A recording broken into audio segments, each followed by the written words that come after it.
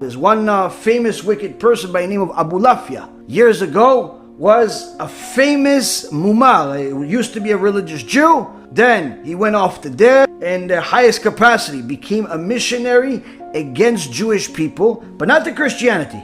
Missionary just against Judaism. He hated Judaism. There's some other Reshaim in the world that are similar to him, but he was in a higher capacity.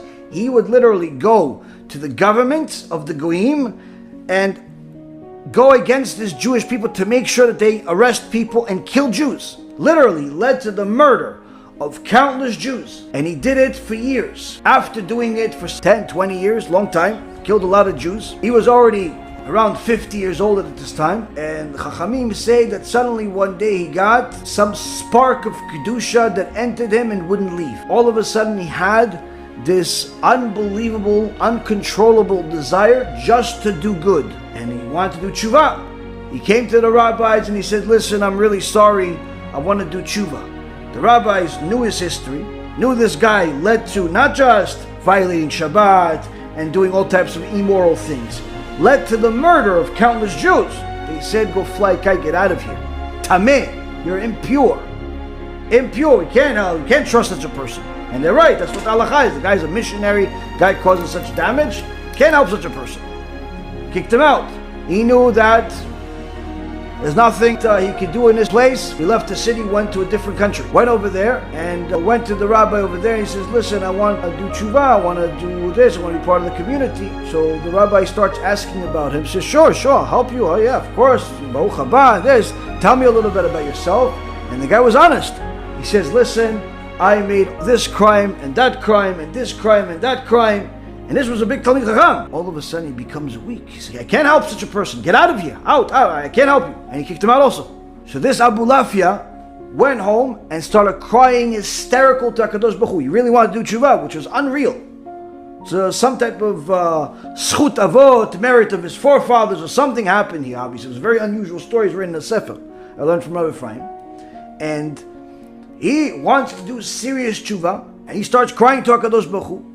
And he says to HaKadosh Baruch Hu every single day, for a year straight, HaShem, I'm not looking for you to put me in Gan Eden, give me a reward, get me out of Gehenom that I built for myself. I'm not looking for that.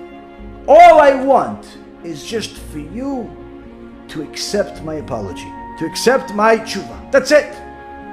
Even if you still put me in Gehenom, even if I'm never going to see Gan Eden, even if I'm going to continue having a horrible life, as long as I know that eventually you're going to accept my tshuva, that's enough for me. Even if I'm going to go to Gehenom, I'm not going to Gan Eden, no reward for this. It's still, I'll be happy.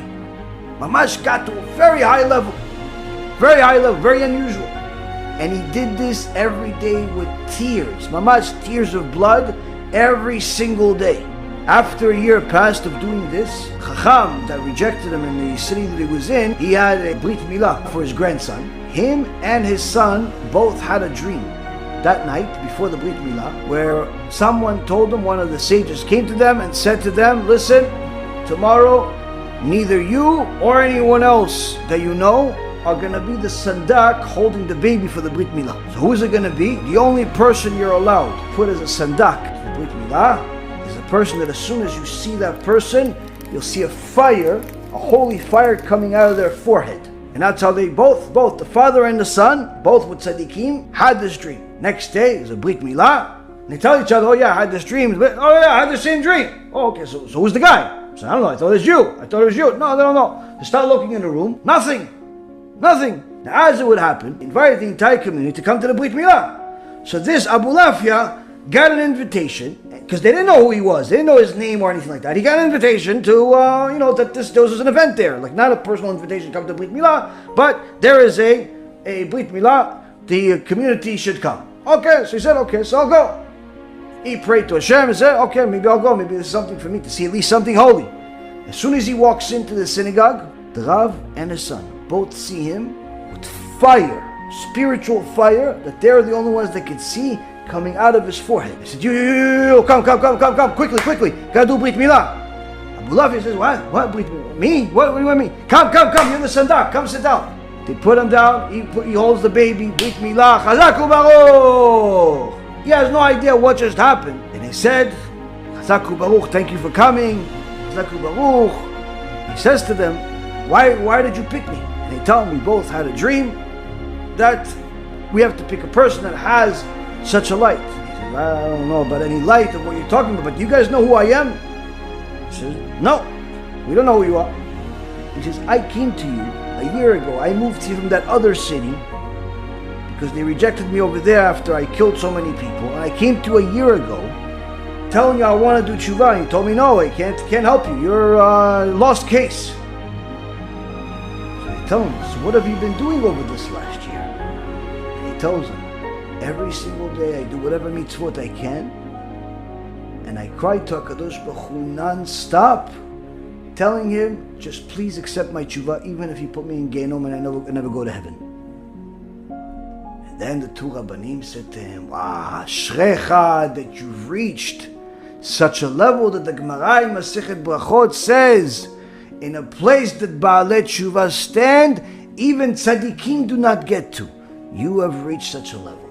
Ashrecha, you are not only a Baal Tshuva, you are highest level of Baal Tshuva.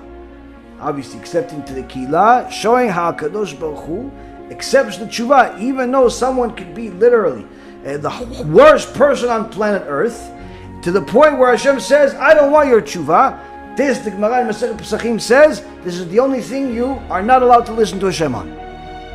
Meaning that if he says, I don't want you anymore, you become a kofar in this regards. Meaning that you don't listen to Hashem and you do tshuva anyway, and if you do tshuva seriously, eventually Hashem is going to accept you.